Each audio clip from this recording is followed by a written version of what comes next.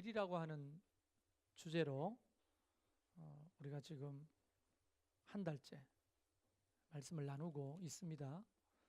모든 설교가 영속성은 없지만 그래도 길이라고 하는 이것을 조금 한번 생각해 보는 그런 귀한 시간이었으면 좋겠습니다. 오늘 오전에 나누었던 욥기 23장 말씀에 그 유명한 구절이 나옵니다. 그러나 내가 가는 길을 그가 아시나니 그가 나를 단련하신 후에는 내가 순금같이 되어 나오리라. 아멘 하시는 분들에게는 이런 은혜가 임하기를 주의 이름으로 축원합니다. 여러분, 이 이야기를 보면 히브리어 몇 개를 좀 소개하려고 합니다. 길이라고 하는 것이 히브리어로 데레크입니다. 데레크.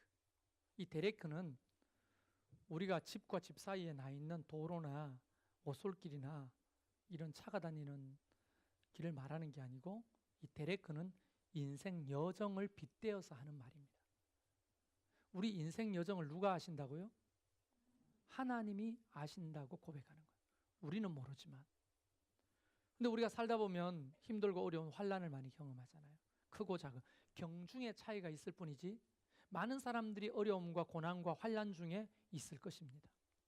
멀쩡하게 보여도 앉아가지고 차 마시면서 진심으로 딱 30분만 얘기하면 눈물 흘리지 않고 얘기할 사람 별로 없을 거예요. 인생이 다 그렇게 힘들고 고달프죠. 아이는 아이대로, 어른은 어른대로, 노인은 노인대로. 그런데 그 모든 과정을 통해서 하나님께서 우리를 단련하신다고요. 근데 왜 단련하시느냐? 순금과 같이 나오도록 단련하신다. 이 순금이라고 하는 게 히브리어에는 전혀 다른 표현입니다. 이 순금이 자하브라는 말을 씁니다. 자하브. 이 자하브가 뭐라고 했죠? 맑은 하늘같이. 우리 인생을 맑은 하늘같이 만들어 주시겠다는 거예요. 얼마나 대단한 말입니까? 나는 순금보다 이게 나은 것 같은데요. 여러분 어때요? 동의하십니까? 동의가 잘 안 되는 건 순금이 더 낫단 말씀이시죠? 정말 우리 인생이 왜 그렇게 우중충해? 그냥 비가 올 듯 말 듯 우중충한 인생이 맨날 그러면 얼마나 힘들겠어요? 우울증 걸리죠. 그런데 우리 인생을 하나님이 그 단련하신 이후에 어떻게 해요? 맑은 하늘처럼 빛나게 할 거라고 말씀하시는 거예요. 얼마나 놀라운 표현입니까? 자하브.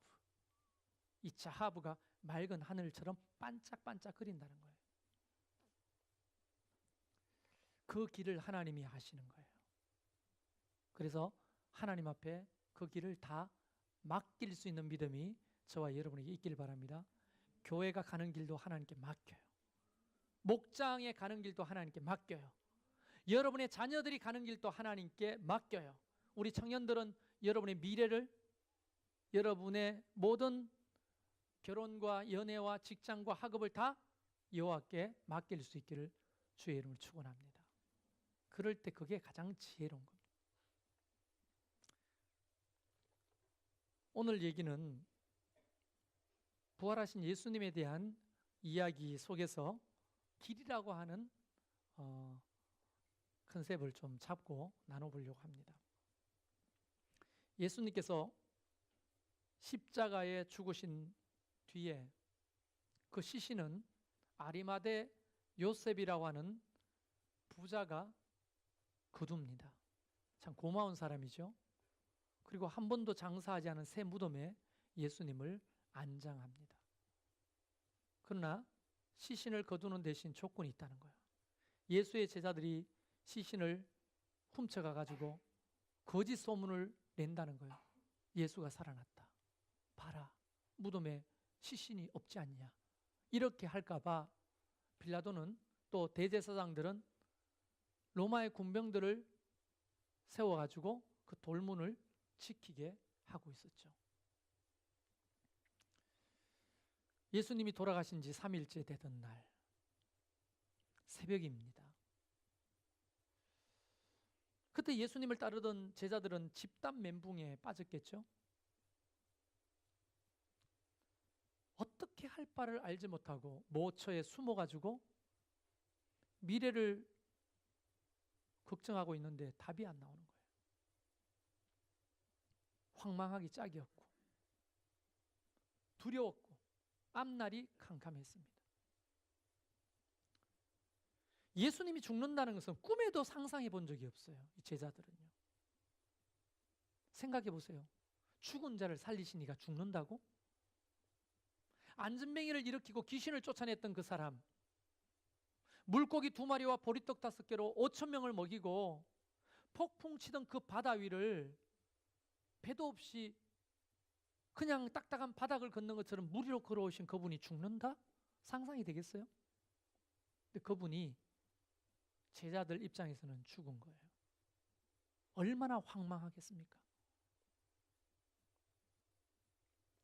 우리도 인생을 살다 보면 좋을 때는 모르겠는데 힘들고 어려울 때 하나님이 마치 없는 것처럼 여겨질 때가 있겠죠. 아무리 머리를 굴려도 답이 안 나올 때.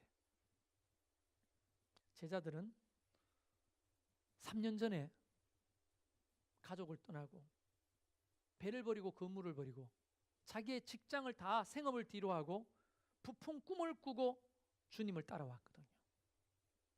그들의 꿈은 내가 못 배웠는데, 내가 가난한데, 내가 티끌처럼 연약한 자인데, 이분을 따라가면 한 자리 한다는데, 이분이 왕이 되신다는데, 내가 저 높은 예루살렘에서 떵떵거리고 부모 자식하고 살 수 있다는데 왜 안 따라가겠냐고요. 그래서 주님을 따라 나간 지 3년인데 이 모든 꿈이 일거의 물거품이 되어버린 겁니다. 어떻게 비유할까요, 이 기분을? 여러분, 전 재산을 끌고 가지고 10원짜리 하나 없이 다 찾아가지고 주식이 오른다 해가지고 넣었는데 폭삭 망했을 때 기분? 경험이 없으니까 좀 이해 안 되죠. 어떻게 해야 되나요? 너무 사랑했는데 그래서 결혼 날짜 잡았는데 알고 보니까 유부남? 그것도 경험을 안 했으니까 잘 모르겠죠. 도대체 어떻게 설명해야 이 제자들의 황망함을 표현할 수 있겠습니까? 제자들은 그러고 있는데 찌질하게, 찌질한 것도 아니죠. 누구나 그랬을 거예요. 그때 예수님을 따르던 여인들이 있었습니다. 이름하여 마르다, 막달라 마리아와 여러 마리아라고 했어요. 마리아라고 하는 이름이 진짜 흔했나 봅니다. 그래서 앞에 지역 이름을 붙였거든요. 막달라 마리아는 성이 막달라인 줄 아는데 막달라 동네 이름입니다. 막달라의 출신 마리아. 앞에 테코가 붙는 거예요. 테코. 우리 최순영 권사님 테코 없습니까? 그 연세쯤 되면 테코가 있었을 텐데. 안동떼기 뭐 이런 거 있잖아요. 우리나라도 테코가 있잖아요. 이 테코예요. 막달라 이런 게요. 가룟 지역의 유다. 이 여자들이 캄캄한 아직 해도 안 떴는데 새벽 미명에 향료 옥합을 들고 길을 나서는 거예요. 야, 어디 가냐? 눈물을 흘리면서 우리 주님 몸에 그 시신에 기름도 한 방울 못 발라 드렸다. 그 나라 장례 문화는 미라처럼 천에 똘똘똘 사가지고 각종 방부제 기름을 발라 드리는 것이 법도입니다. 근데 갑자기 십자가에 죽으시고 물과 피를 다 쏟으신 그 시신을 겁나가지고 가까이 하지도 못했고 로마 군병들이 지켜보는 아예 아리마대 요셉 무덤에 안치되고 돌문이 잠겼으니 거기에 기름을 발라드릴 여유조차도 없었던 거예요. 그래서 이 여인들이 힘은 없지만 그 새벽에 로마 병정들 앞에 가가지고 담뱃값이라도 주고 한 번만 기름만 바르고 갈 테니까 돌문을 좀 열어달라고 부탁해볼 심정으로 그 새벽에 컴컴한데 공동묘지를 향해 갔던 겁니다. 여러분, 공동묘지는 성 밖에 있고요. 하이에나와 곰과 이리떼가 덕실거립니다. 밤길을 가지 않습니다. 도적대도 있습니다. 여리고로 내려가다가 강도 만난 사람 봤죠? 그곳은 도적대들의 소굴입니다. 여인들이 갈 수 있는 장소가 아니에요. 그런데 우리 주님 몸에 그 기름이라도 발라드리려고 간 거 아닙니까? 무덤에 도착해 보니 깜짝 놀랐습니다. 무덤의 돌무덤은 이미 열려 있고 무덤을 지키던 병사들은 떨며 죽은 사람처럼 되어 있다는 거예요. 넋이 나간 사람처럼 되어 있다. 갑자기 땅이 막 흔들립니다. 하늘에서 하얀 옷을 입은 천사가 내려왔어요. 얼마나 무섭고 떨렸겠습니까? 그때 천사가 말을 합니다. 무서워하지 마라. 안 무서워했는데 무서워하지 말라 하겠어요? 여인들도 너무 무서워가지고 넋이 나갈 정도로 무서웠는데 무서워하지 마라. 너희가 찾는 예수님이 살아나셨다. 무덤 속을 봐라. 그가 여기 누워 계시지 않는다 하면서 최초로 부활의 소식을 알려주셨고, 최초의 부활 소식을 들었던 사람은 다름 아니라 누구죠? 땡, 로마 병정들이었죠. 혀를 찌르지 않습니까? 막달라 마리아 여인들이 나와라는데 오기 전에 이미 예수님이 부활한 사실을 이 로마 병정들은 알았어요. 그런데 뭐예요? 부활과 그들은 아무 상관이 없었어요. 부활의 소식도 그를 믿는 믿음이 있을 때 능력이 되는 거지, 믿음 없는 로마 병정들에게는요 그저 신기한 일에 불과한 거예요. 그래서 천사가 중요한 소식을 나한테 전해야 되겠다. 뭐예요? 제가 조금 만든 겁니다. 꾸며서. 너희보다 먼저 갈릴리로 가신다고 하시더라. 그리고 뒤에 이렇게 말합니다. 분명히 전했다. 나는 분명히 전했다. 이 중요한 얘기인 거예요. 갈릴리로 가서 거기서 만날 거라고 전하라고 하셨다. 들었지? 난 전했다 분명히. 이렇게 이야기를 한 거예요. 그 여자들이 그 소식을 듣고 맨발로다가 막 그 어두운데 말이죠. 해도 아직 안 떴는데 막 달려오는 거예요. 얼마나 힘든지 아세요? 여기서 길은요, 달려오는 길은 오르막이었습니다. 왜냐하면 공동묘지는 흰놈의 골짜기를 지나가지고 건너편이에요. 예루살렘으로 올라오려면 그는 내리막길을 내려와야 되는 거예요. 올라갈 때는 예수님 무덤은 오르막이 있고, 얼마나 위험천만하면 보이지도 않는데 여인들이 새벽에 내리막길을 달려가지고 이 소식을 전하는 거예요. 하다가 어떤 분이 앞을 가로막고 있는 거예요. 봤더니 예수님인 거 아닙니까? 예수님이 달려 내려가는 그 여인들 앞에 가로막고 쓴 거예요. 아이고 주님 하고 엎드려서 발을 붙들고 떨면서 경배하고 기쁨의 눈물을 흘리는데 예수님이 또 얘기합니다. 평안하냐? 이렇게 묻고 난 다음에 하시는 말씀이 뭡니까? 형제들에게, 내 형제들에게 갈릴리로 가라. 도대체 갈릴리가 어딘데 자꾸 갈릴리로 가라. 천사도 와서 갈릴리에 가서 만난다고 전해라 하시더라.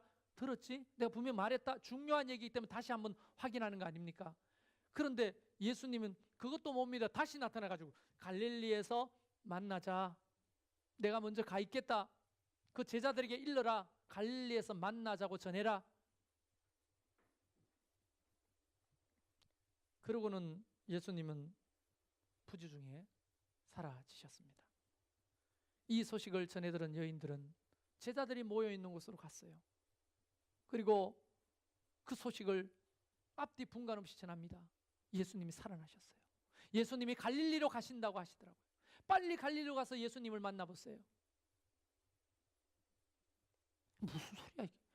뭔 소리야? 예수님이 살아났다니 그건 무슨 소리고 갈릴리는 무슨 소리야? 아니 예수님이 부활하셨다고요. 예수님 말씀하셨잖아요. 3번씩이나 우리한테 내가 살아날 거라고 이야기했잖아요. 기억 안 나세요? 예수님이 진짜 살아났다고요. 천사를 만났고 오는 길에 또 예수님을 만났고 어안이 벙벙했습니다. 예수님이 살아났다고. 근데 왜 그곳에 안 나타나고 갈릴리에서 만나자고 하셨을까요? 이 소식을 전해들은 제자들은 바로 제가 볼 때는 채비를 해서 갈릴리로 가지 않았겠습니까? 성경은 정확한 시간을 이야기하고 있지 않지만 아마 제 같으면 그 소식을 듣자마자 갈릴리로 출발했을 겁니다. 갈릴리는요 3일 길이에요. 꼬박 안 쉬고 그러면 135시간이 걸립니다. 장정의 걸음으로. 부지런히 걸어야 되는 거예요. 3일 만에.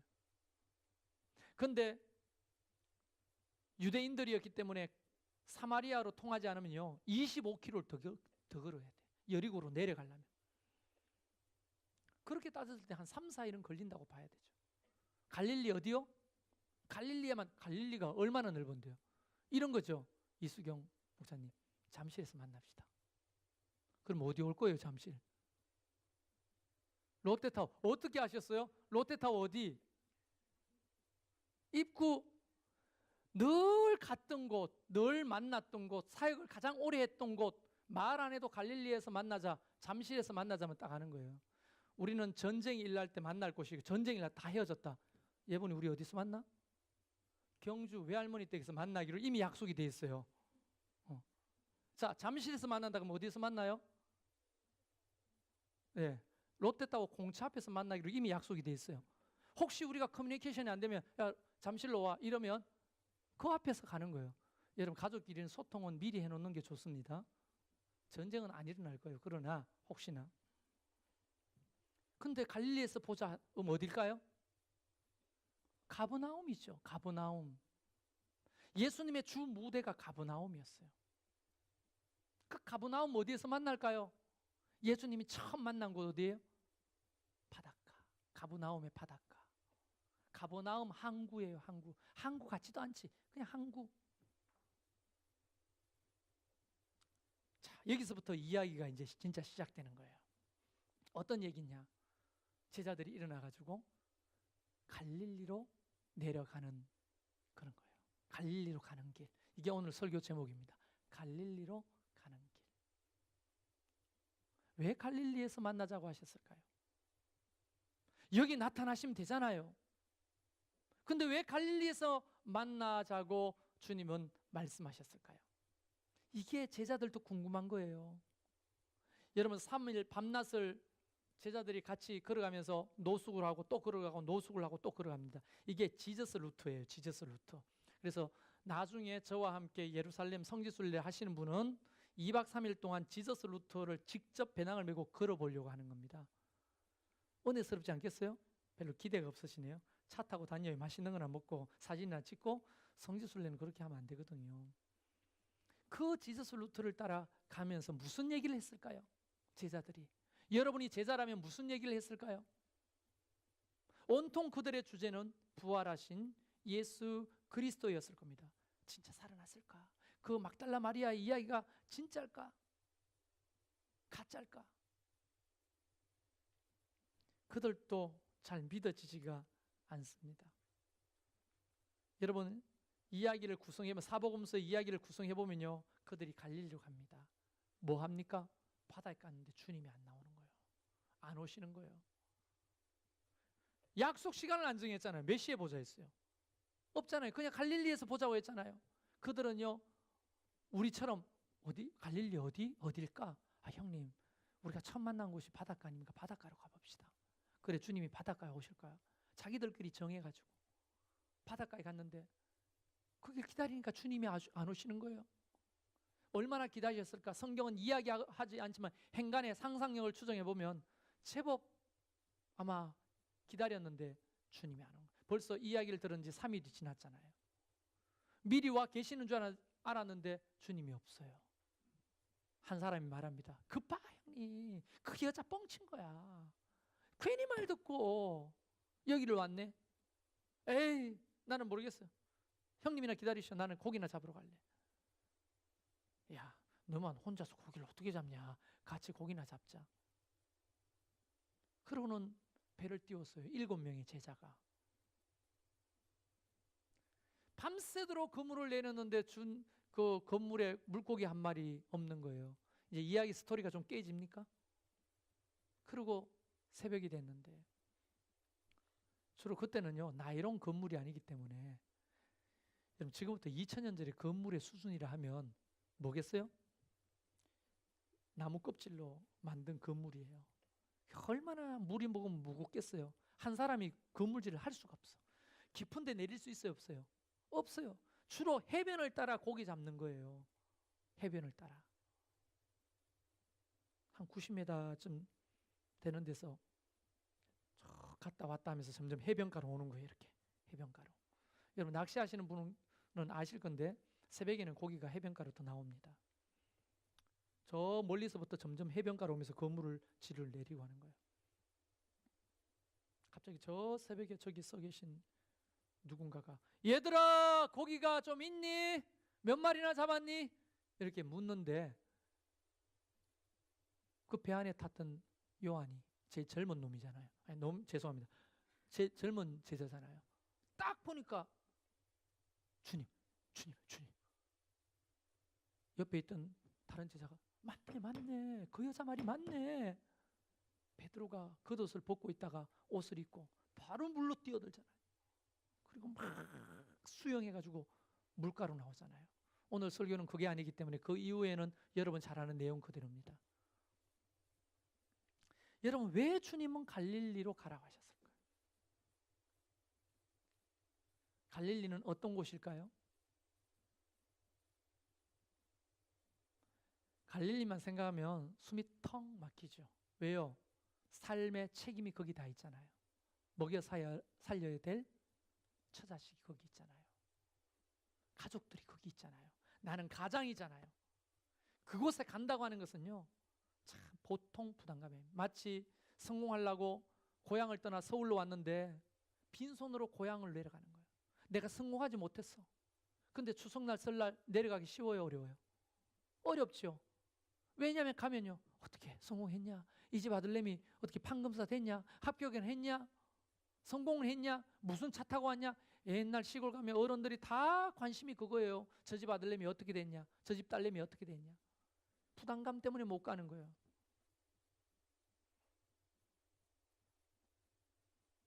근데 제자들은 거기를 가야 하는 거예요. 이제 빼도 박도 못하고 그 삶의 현장, 내 삶의 무게가 있는 그곳으로 가야 하는 거예요. 그곳에서 주님이 하필 만나자고 하셨을까? 마누라 안 보는데 숨어 있어야지. 혹시 애들이 줄줄이 7명이나 때 동네 어디에선가 만나겠죠. 들키면 아빠다 하고 달려오면 어떻게 할게요? 아빠 선물 없어요? 빈손이야. 삶의 현장이에요. 그것은 치열한 삶의 전쟁터예요. 여러분 예수님이 가버나움에서 사역을 하실 때 대부분 병자를 고치는 게 일상이었어요. 병들고 가난하고 귀신 들리고 그런 사람들이 모여 사는 곳이에요. 오죽하며 그들이 사용하는 말 속에 이런 말이 있겠어요? 갈릴리에서 뭐 별 게 있겠냐? 갈릴리 사람이야? 촌놈이네. 이런 게 일상의 단어였어요. 그런 총구석 아무것도 없는 그 가버나움. 지금도 성지순례 가버나움 가면 아무것도 없어요. 진짜 볼 게 없어요. 그냥 갈릴리 보러 가는 거지. 빌딩도 없고. 근데 2000년 전에 뭐가 있었겠어요? 베드로 집이라고 있는데 돌무더기 위에 유리로 깔아가지고 돌무더기 위를 유리에서 봐요. 아 이게 안방이구나. 안방이 어디만 줄 아세요? 강대상 반만이에요. 돌을 다물사가 회치를 해가지고 나무를 올려가 회치를 해가 그래서 살았던 가난한 운막들이 모여있던 그 갈릴리. 그곳에서 왜 보자고 하셨을까? 죄와 사망이 지배하고 어두운 영이 통치하고 이 정도 이야기하면 그곳에 뭐가 필요하죠? 가장 복음이 필요한 곳, 부활의 소식이 가장 필요한 곳에서 주님이 제자들을 만나자고 했던 거죠. 이곳에서 우리는 우리가 가야 할 방향을 너무나 명확하게 정할 수가 있는 거예요. 교회가 가야 할 방향, 우리 목장이 가야 할 방향, 우리 삶이 성도가 가야 될 방향은요, 예루살렘이 아니라 갈릴리인 겁니다. 근데 대부분 성도들은 이 현실이 너무 싫은 거죠. 회피하고 싶죠. 도망가고 싶죠. 현실에서. 가난해서 도망가고 싶고, 질병에서 도망가고 싶고, 지긋지긋한 가족의 그 문화 속에서 도망가고 싶고, 내가 감당해야 될 그 어깨에 지어진 무게감이 너무 무겁고 도망가고 싶고. 근데 알고 보면 어디에 가장 복음이 필요하겠어요? 가장 치열한 여러분의 안방 아니겠어요? 여러분의 자녀들이 있는 그곳이 가장 치열한 곳 아니겠어요? 여러분의 직장과 여러분의 삶의 터전인 그 사업체에 가장 필요한, 복음이 필요한 갈릴리와 같은 거죠. 근데 이것을 뒷받침하는 많은 얘기들이 있습니다. 예수님이 잡히시기 전날 기도하러 가시는데, 잡히시기 얼마 전 기도하러 가시는데 베드로, 요한, 야고보를 데리고 기도를 가셨는데 갑자기 주님이 천사처럼 변한 거예요. 눈이, 옷이 하얗고 얼굴은 광채가 나고, 그것을 우린 변화산의 모습이라고 합니다. 변화산상 기도라고 하죠. 제대로 기도도 하지 못하고 졸던 제자들이 잠이 확 깨면서 야, 주님 봐봐, 주님 봐봐. 지금 사람이야, 주님이야, 천사야, 하나님이야, 뭐야? 흥분해가지고 그 거룩한 광채를 바라는 그곳에 베드로가 이렇게 말하죠. 하나님, 여기에 초막을 치겠습니다. 하나는 주님을 위하여, 하나는 엘리야를 위하여, 하나는 모세를 위하여 지겠습니다. 예수님은 그렇게 말하는 베드로에게 제대로 대꾸도 하지 않고 산 아래로 내려오시죠. 산 아래는 갈릴리인 것입니다. 내려갔더니 공교롭게도 누구를 만납니까? 남아있는 9명의 제자들이 귀신 들린 남자아이 하나를 제압하지 못하고 크게 벌벌 떨고 있는 거예요. 예수님 봤더니 귀신 들린 아이가 거품 물고 발작을 일으키고 소리를 지르고 있는 거예요. 믿음이 없는 자들아 하고 책망하시면서 귀신을 꾸짖죠. 그 귀신이 떠나갑니다. 제자들이 지혜로웠다면 깨달았을 거예요. 아, 우리가 있어야 될 곳은 그 산 꼭대기 영광의 광채가 있는 그곳이 아니라 삶의 무게감이 있고 어둠이 지배하고 복음이 필요한 그곳에 우리가 있어야 될 자리구나. 우리는 다 피하고 싶은 자리로 주님은 우리를 초청하시는 거예요. 여러분, 개척교회 피하고 싶잖아요. 뽀대나는 교회 다니고 싶지 않아요? 왜 우리 교회를 선택해서 이렇게 다니셔요? 저 서울에 오누리 교회 어때요? 3천억 주고 세우신 사랑의 교회는 어때요? 아니면 요 가까이 건물 있는 교회는 어때요? 왜 이렇게 건물도 없고 성도도 없고 가난한 개척교회를 섬기기로 결정하셨습니까? 그런 교회에 주님이 없다는 말이 아니라 주님은 언제나 내려가는 길을 택하셨다는 거예요. 낮은 곳, 어두운 곳, 엄지, 가난한 사람들, 병든 자들. 왜? 그곳에 복음이 필요하니까. 그것이 바로 갈릴리로 가는 길입니다. 우리 교회가 가야 될 길이죠. 우리 목장이 가야 될 길이죠.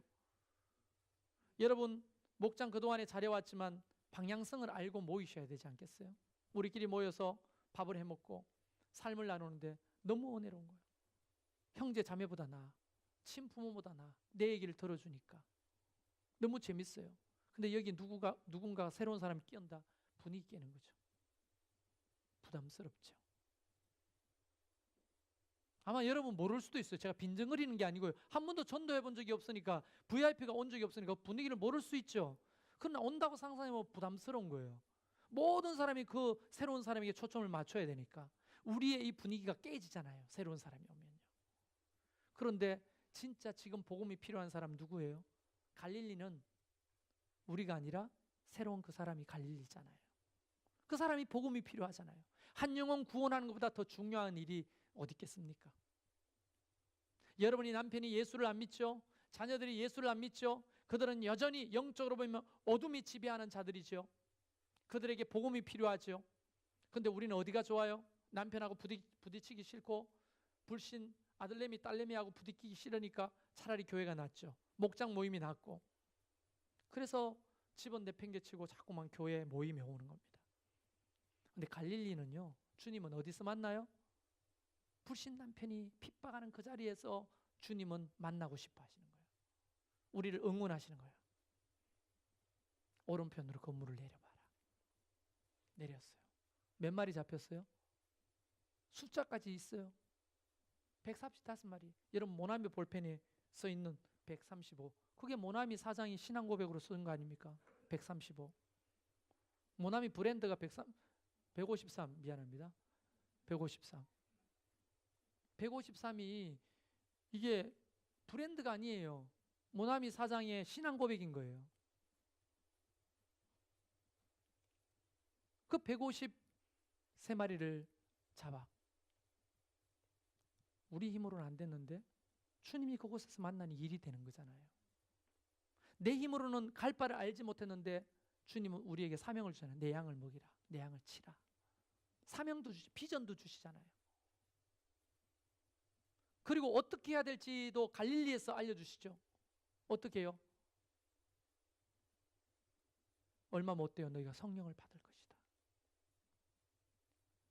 여러분 중요한 얘기는 다 갈릴리에서 듣고요. 중요한 체험은 다 갈릴리에서 하는 거예요. 나는 저와 여러분이 갈릴리를 외면하지 않기를 바랍니다. 지긋지긋한 그곳에 하나님이 우리를 기다리고 계시는 거예요. 우리가 어떻게 예수의 이름을 가지고 그곳으로 나가는 거예요. 주님은 그곳에 계시고 우리가 그곳에서 삶을 살아낼 때 주님은 우리의 삶을 도우시는 거예요. 복음을 전할 때 우리 하나님은 우리에게 은혜를 베푸시는 거예요. 여러분 제가 선교 비전 트립을 많이 가봤지만 갈 때마다 놀라운 게 뭔지 아십니까? 한국에서는 정말 무능력하고 신앙의 신자도 모르는 애들을 데리고 선교에 가면요. 그곳에 가면 120% 하는 거야. 애들이. 능력이 드러나요. 기도의 능력이 드러나고 전도의 능력이 드러나는 거예요. 속으로 그런 생각을 하죠. 야, 저 정도만 한국에 와서 하면 부흥하겠다. 근데 한국 오면 또 힘없어. 신앙이 있는지 없는지도 몰라. 선교에 나가면요. 눈이 반질반질하고 나가서 전도하자면 알지도 못하는데 일본 가가지고 예수 사마오 신지 마시오. 오사카 그 다리에서요. 그 오사카 가보셨죠? 그 메인 강에 그 다리 있잖아요. 거기가 다 사진 찍고 하는 포토존이잖아요. 그 앞에서 막 춤을 춥니다. 얼마나 쪽팔려요. 근데 그 사람 앞에서 막 춤을 추고 기타를 치고 찬양하고 자 우리 외칩시다면 예수 사마와 신지 마시오. 예수 사마. 한국에서 그래 본 적 있나요? 이 말이 뭡니까? 여러분 예수 믿으세요. 여러분 예수 믿으세요. 길바닥에 나가 해본 적 있어요? 명동 나가서 해보신 적 있으세요? 근데 얘들이 선교제에 나가면 가가지고 눈을 반질반질 해가지고 예수 사마와 신지 마셔. 근데 그 중에 예수 믿는 사람이 생기는 거예요. 희한하게. 놀랍잖아요. 왜? 그곳에 주님이 계시는 거예요. 그곳에서 만나고 싶어 하시는 거예요. 우리가 도망가고 싶은 자리, 우리가 피하고 싶은 그 자리, 부담스러운 그 자리, 그 자리에서 주님은 우리를 기다리신다고 말씀하셨어요. 우리가 자꾸만 엇길로 가고 도망가는 길에서 돌이켰어. 우리는 이제 갈릴리로 내려가야 합니다. 우리가 가야 할 길이에요. 그게 사명자의 길이고 성도의 길입니다. 한 가지 더 강조하기 위해서 이야기를 하면요. 예루살렘은요. 해발이 높아요. 여리고까지 내려가려면 고도가 1000m 차이가 나요. 1000m. 높은 산에서 아래로 내려오는 거예요. 여러분 등산해 보셨죠? 올라가는 게 쉬워요? 내려오는 게 쉬워요? 올라가는 게 쉬워요. 내려오는 게 더 큰 부담을 줍니다. 여리고까지 25km야. 산길을 따라 내려오는 거예요. 그 길을 따라 내려오는 거예요. 그리고 그곳에서 그 광야를 골목골목 지나가지고 노숙을 하면서 갈릴리로 가야 되는 거예요. 고달픈 길이죠. 쉬운 길은 아니죠. 그러나 제자들은 그곳에서 주님이 만나자고 하시니 그곳으로 3일 밤낮을 걸어 갔던 겁니다. 오늘도 하나님이 우리에게 이걸 보시지 않겠어요? 우리에게도 이런 말씀을 하시지 않습니까? 갈릴리에서 만나자. 근데 우리는 갈릴리 가기 싫어. 어떻게 떠난 갈릴리인데. 우리 교회가 갈릴리를 벗어나면 안 되죠. 왜요? 제가 말씀드렸나요? 잠실에서 왜 이쪽으로 왔는지. 제가 어떤 응답을 받고 왔는지 말씀드렸는데 기억나세요? 새벽기도 중에 하나님이 갑자기 음성이 들리기를 갈릴리로 가라. 갈릴리로 가라. 갈릴리로 가라는 소리가 도대체 갈릴리가 어디냐고요? 나는 정말 이스라엘로 선교사로 가라는 줄 알았어요. 근데 하나님이 이 진접을 보고 알게 하셨어요. 딱 오는 순간에 여기가 갈릴리구나. 그래서 여러분 만난 겁니다. 순종하면요 역사가 일어나는 거예요. 내가 볼 때는 잠실에 계속 있었으면요 제가 타락했을 거예요. 정말 안 봐도 비디오입니다. 지금 그 잠실에서 같은 시기에 개척했던 교회들이 다 문을 닫고요. 너무 힘들어하는 거예요 다들. 목사님은 상처받고 그냥 선교지로 떠난 사람도 있어요. 사람들요 세요. 잠실 사람들 부자들도 많고 배운 사람도 많고 보통 똑똑해가지고 성도들 가르칠 수 있는 게 아니에요. 안 그런 척 하면서도 너무 센 거예요 다들. 돈도 많아요. 우리 경험한 사람들도 이제 아까 전에도 제가 일부 예배 때 이야기했는데요. 여러분 새벽 기도 때 10,000원, 20,000원, 50,000원씩 봉투를 올리는 분이 계십니다. 참, 가슴이 뜨거워져요. 그 봉투를 받아들고 기도할 때는. 근데 거기에는 봉투 올리잖아요. 1,000,000원이에요. 거기서 새벽 기도 때 우리 교인도 아니고 남의 교인이 올린 2,500만 원 가지고 이 진접으로 왔잖아요. 밥 먹자면 호텔에서 밥 먹고 봉투 주면 2,000만 원에 차 사라고. 얼마나 좋아요 거기. 성도가 100명만 있어도 여러분 여기하고 11조가 차이가 엄청나. 여러분 자존심 상해요? 상상도 안 되죠. 그랬어요. 제가 이야기했나요? 모자 하나 사와가지고 이야기하는 거? 모자 이야기 몰라요. 어떤 형제가 목사님 나 모자 샀는데 어울려요. 멋있다 야. 어디 사냐? 백화점 샀어요. 얼마 주고 샀냐? 세일해서 52만 원요. 잊을 수가 없어요 그게. 세일해서 52만 원. 모자 하나가. 아 그렇구나. 그때 제 사례비 50만 원 받고 있을 때 모자 하나 52만 원. 그런 사람들과 있고 싶잖아요. 가오가 생기잖아요. 근데 하나님이 갈릴리로 가라 해가 순종하고 왔어요. 근데 여기 왔더니 불시험이야. 얘가 광야고 시험이 너무 많고 영적인 싸움이 너무 많고, 그러나 아까 욥의 말 고백처럼 우리를 단련하신 이후에 우리를 가을 하늘의 푸른빛처럼 반짝거리게 하실 줄로 믿습니다. 가라 하는데 가면 힘들어도 그게 우리한테 유익이에요. 여러분의 갈릴리는 어디예요? 여러분의 목장의 갈릴리는 어디입니까? 여러분의 인생의 갈릴리는 어디입니까? 그게 부담스러워도 그곳에 주님이 계십니다. 그곳에서 주님을 만날 수 있길 바랍니다. 그곳에서 주님의 능력을 체험하시길 바라요. 그곳에서 능력받고 성령 충만하기를 주의 이름으로 축원합니다. 피하지 마시고 함께 갈릴리로 가봅시다. 우리 같이 이 말씀 붙들고 같이 찬양하면 좋겠습니다.